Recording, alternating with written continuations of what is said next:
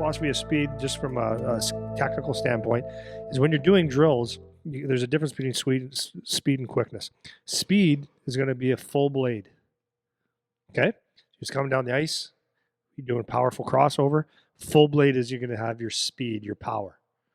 Okay? Your quickness, all quickness comes from the front half of your skates. So when you have your takeoff speed, come out of a crossover to get the quick crossovers, even a backwards, when you take off 1, 2, 3, change directions, those are all quickness. It's your small area battles, right? Loose pucks. If you try to go with a flat blade and do it with just power, you're going to lose battles. So you have to learn how to get on the balls of your feet and do quickness. Yeah. So analogy for that is your bike gears. For all you kids that ride bikes, you use the low when you have to quickly get a lot of turnover. You're using low gear so that you can really like spin the pedals as fast as possible, and that's what you're doing when it's short area. That's what you're using because you want to maximize as quickly as possible, getting speed up. It's not about maximizing the amount of power and your absolute speed overall like it would in open ice. So if you got a short area race where you're going to get the puck in the corner, you can't afford to take those super long powerful strides because that other guy is going to be taking quicker strides. That's where you utilize that, right? So it's on the toes. That's where you're getting your low gears. As you add more blade, that's your analogy. You can think of you're going to a higher gear as you add more blade onto your strides there. So 100%. And that will help with your agility too. When you're changing, your agility is on the balls of your feet. Right. If you can think of it, when you're doing quickness, there's no real no need to be doing a quickness drill where you're doing more than 4 repetitions. So meaning if I'm going because for me to you, like this distance away would probably be 3 steps. Three quick strides. Maybe you get 4, but in quickness areas, short bursts, that's all you're getting. So you want to have that quick turnover. Number 2, you don't want to just have quick feet. You want to generate force out of it. Right. It's both.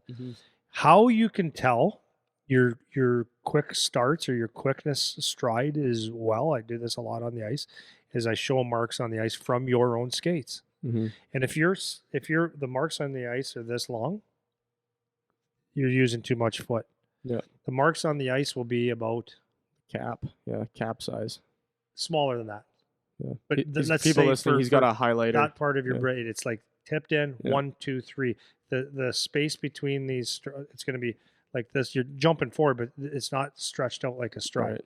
It's bang, bang, bang, generating that force. Yeah, because if it takes you more than 3-4 steps, then you should be getting into more blade on your pushes after that, right? You'll see that blade increase. So if you want to know if you have good quickness, you just stand there, fresh piece of ice, go 1, 2, 3, maybe 4.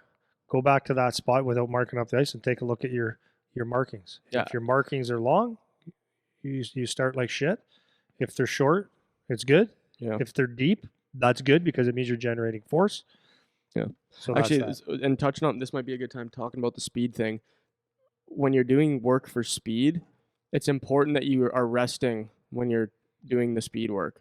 So people have a hard time with this, which I feel like I probably did when I was young too, but not everything is supposed to be a bagger, right? So when you're working on trying to gain speed or get faster, you have to work at your maximum speed. And you can only work at your maximum speed if you are fully rested going into it.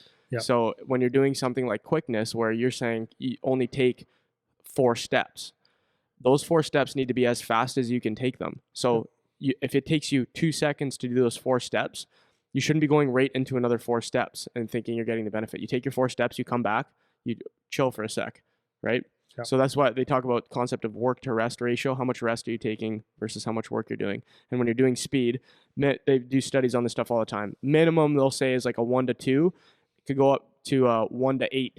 Meaning if for every 1 second of work, you're doing 2 seconds of rest, or 1 second of work, you're doing up to 8 seconds of rest. 100%. That's the quality for speed work. If you want to be faster, it's not just a bagger. And the problem with hockey in general is that, when mom and dad are involved or an uneducated hockey player, they'll think that I'm not doing anything, but you are. Rest is growth.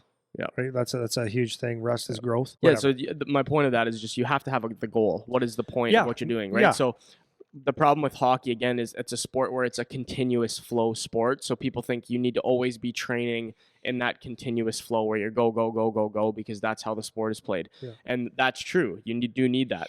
But when you're working on something specific, like when you're working on strength or you're working on speed in particular, there's ways to train for it, and there's ways that won't work if you do that. You know, so if you're just in a constant beat down all the time, you're not going to be able to get stronger because you're not going to be able to use the maximum weight. That's right. If you're trying to be faster and you're in a constant beat down, you're not going to get faster because you can't work at your top end speed. That's right. And which is where you're going to push the boundary of how high you can go. Yeah. You have to work at that top end to make that line further in the sand, so to speak. To get fast, you have to work at your maximum, and that's how you stretch it out. You know, if you can't get to your maximum, then you're not going to get faster. That's right. Do it. And it's so hard to. I know. That is such a struggle that I had, is like figuring that out is so tough because you feel like you just got to go always. And well, it'd be like a guy that builds something for you, right? You ever see these guys? Mm-hmm. Someone build you something very simple, a deck, and it needs, or you put a whatever it is.